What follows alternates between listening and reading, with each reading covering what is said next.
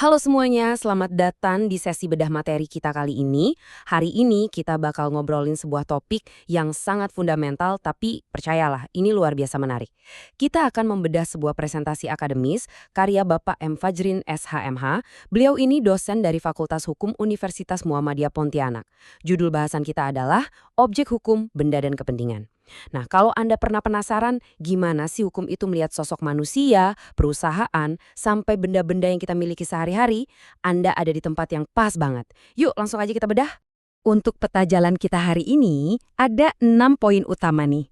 Pengantar aktor panggung hukum, subjek hukum, mengurai teori badan hukum, objek hukum, kepentingan yang dilindungi hukum, dan terakhir, kesimpulan beserta daftar pustaka. Oke, kita masuk ke bagian pertama. Pengantar, aktor panggung hukum. Kita akan melihat anatomi dari hubungan hukum. Coba dibayangin, alam semesta hukum ini itu ibarat sebuah panggung teater yang sangat besar. Di atas panggung ini, setiap interaksi harus terstruktur dengan rapi. Supaya timbangan keadilan ini bisa seimbang. Hukum kan nggak mungkin bekerja di ruang hampa ya. Hukum itu butuh subjek yang bergerak sebagai aktornya, butuh objek yang diatur, dan pastinya butuh tujuan. Kenapa aturan itu harus ada? Tanpa elemen-elemen dasar ini, hukum ya cuma sekedar teks mati di atas kertas. Lanjut ke bagian kedua. Subjek hukum, manusia dan entitas. Sebenarnya siapa sih yang punya hak dan kewajiban? Jadi, siapa sebenarnya yang berhak berdiri di atas panggung hukum tadi? Gampangnya gini, subjek hukum itu pada dasarnya adalah segala sesuatu yang diakui oleh sistem hukum sebagai pembawa hak dan kewajiban dalam lalu lintas hukum. Logikanya sederhana aja, Anda nggak mungkin kan bikin sebuah hubungan hukum, kayak kontrak atau jual beli gitu, kalau nggak ada pihak yang bisa menuntut haknya atau membayar kewajibannya. Biar lebih ngena, mari kita dengar apa kata ahlinya. Ada pernyataan yang sangat krusial dari Salmot di sini. Dia dengan tegas bilang, kalau kapasitas hukum itu bukan cuma soal biologi loh. Seorang person atau subjek di mata hukum itu adalah siapapun atau apapun yang dianggap mampu punya hak dan kewajiban. Mau dia itu manusia sungguhan ataupun bukan. Keren ya? Ini ngebuka dimensi yang luas banget. Terus, siapa aja sih mereka ini? Para sarjana hukum membaginya jadi 2 kategori besar. Di satu sisi ada manusia atau naturliche person. Ahli seperti Harjo Wijaya mendefinisikan ini secara simpel. Ya orang itu adalah manusia. Tapi di sisi lain, kita punya yang namanya badan hukum atau rech person. Menurut pakar seperti E. Utrecht dan Ko Chai Sing, badan hukum ini adalah gejala kemasyarakatan yang real. Dia adalah entitas yang bisa menanggung hak dan kewajiban, walaupun dia sama sekali nggak punya jiwa atau wujud fisik layaknya manusia. Contohnya kayak perusahaan, yayasan, atau bahkan negara. Semuanya masuk kategori ini. Masuk ke bagian ketiga, mengurai teori badan hukum. Ada 5 pandangan para ahli hukum nih. Nah, ini yang sering bikin penasaran. Kalau sebuah perusahaan itu nggak punya jiwa dan raga, kok bisa mereka maju ke pengadilan layaknya manusia biasa? Mari kita bedah 5 teori klasiknya. Pertama, teori fictie dari von Savigny. Dia menganggap hukum itu sengaja bikin fiksi, seolah-olah badan hukum ini adalah manusia, demi kepraktisan aja. Kedua, teori kekayaan dari Brins. Katanya, yang penting itu bukan orangnya, tapi asetnya punya tujuan tertentu. Ketiga, teori organ dari Van Gierke. Dia menganalogikan badan hukum itu hidup lewat organ-organnya, alias para direksinya. Keempat, teori pemilikan bersama dari Planol dan Molengraaf. Jadi, hak badan hukum sebenarnya adalah hak bareng-bareng dari para anggotanya. Dan kelima, teori realitas yuridis dari Swilling dan Scholten.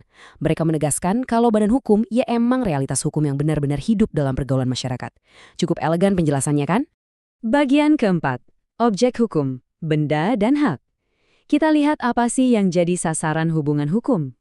Kita udah kenalan sama aktor-aktornya. Sekarang, apa sih yang mereka perebutkan di panggung ini? Pasal 499 KUH Perdata kita dengan jelas mendefinisikan objek hukum atau benda sebagai segala sesuatu yang berguna bagi subjek hukum dan pastinya bisa dikuasai oleh hak milik. Intinya, benda ini adalah sasaran utamanya, target sesungguhnya dari lalu lintas hukum para aktor tadi. Tapi awas, jangan cuma ngebayangin benda itu sekedar barang yang bisa dipegang ya. Hukum kita udah berevolusi jauh melampaui itu. Berdasarkan pasal 503 KUH Perdata, benda itu dibedakan jadi 2. Ada benda berwujud, nah ini yang bisa ditangkap panca indera, kayak rumah, buku, atau mobil. Tapi ada juga benda tak berwujud. Ini wujudnya berupa hak-hak murni. Contoh paling cemerlang, hak cipta atau hak merek. Sebuah paten itu nggak bisa Anda rabah, tapi di mata hukum itu adalah properti berharga yang dilindungi abis-abisan. Dan hal ini benar-benar brilian buat ngegambarin sisi ekonomi dari hukum itu sendiri. Anda pernah kepikiran nggak kenapa kita nggak usah bikin sertifikat kepemilikan buat udara yang kita hirup setiap hari? Ya karena udara itu benda non-ekonomi, dia tersedia bebas dan gratis di alam. Hukum kita cuma repot-repot turun tangan ngatur benda ekonomi, yaitu barang-barang yang butuh pengorbanan, usaha atau uang buat dapetinnya. Simpelnya, di mana ada pengorbanan, disitulah sengketa bisa muncul, dan disitulah hukum harus hadir. Lanjut ke bagian kelima. Kepentingan yang dilindungi hukum. Mengapa sih hukum harus turut campur? Oke, aktornya udah, objeknya juga udah. Pertanyaannya sekarang, ngapain mereka begitu peduli sama objek itu sampai-sampai negara lewat hukum harus ikut campur?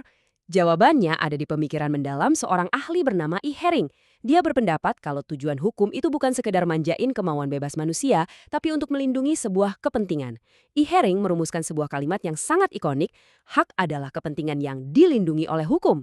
Artinya nih, ketika Anda punya hak atas rumah Anda, itu terjadi karena hukum telah menimbang bahwa kepentingan Anda punya tempat tinggal itu luar biasa esensial untuk dilindungi oleh negara.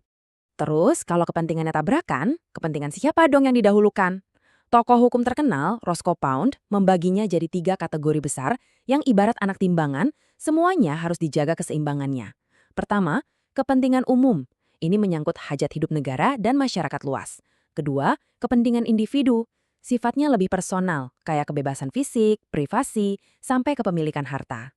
Ketiga, ada kepentingan sosial yang lebih menyangkut keamanan umum dan moralitas publik.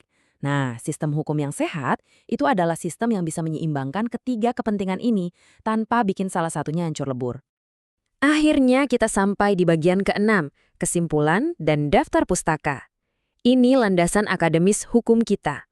Kita udah sama-sama mengarungi tatanan harmoni yang luar biasa antara subjek yang punya kapasitas, objek yang punya nilai ekonomi, dan kepentingan yang butuh dilindungi. Pastinya, kajian sedalam ini nggak mungkin lahir dari ruang kosong ya. Daftar pustaka dalam presentasi Bapak M. Fajrin ini ngambil referensi dari para sarjana klasik sampai modern. Ini benar-benar bukti komitmen pada pengetahuan hukum yang elegan, profesional, dan pastinya berbasis riset.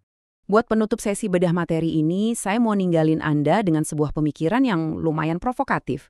Kita tadi belajar kan kalau badan hukum yang jelas-jelas nggak berjiwa aja bisa diangkat jadi subjek hukum berkat teori fiksi dan realita yuridis. Nah, pertanyaannya buat Anda, seiring teknologi yang makin nggak masuk akal canggihnya sekarang, mungkinkah suatu hari nanti sistem artificial intelligence atau AI, atau bahkan entitas alam semesta kayak sungai dan hutan, bakal diakui secara penuh sebagai subjek hukum baru di mata pengadilan? Coba deh Anda renungkan itu sebentar, pasti seru banget ngebayangin masa depannya. Terima kasih banyak udah bergabung di eksplorasi kita kali ini, dan sampai jumpa di pembahasan materi seru berikutnya.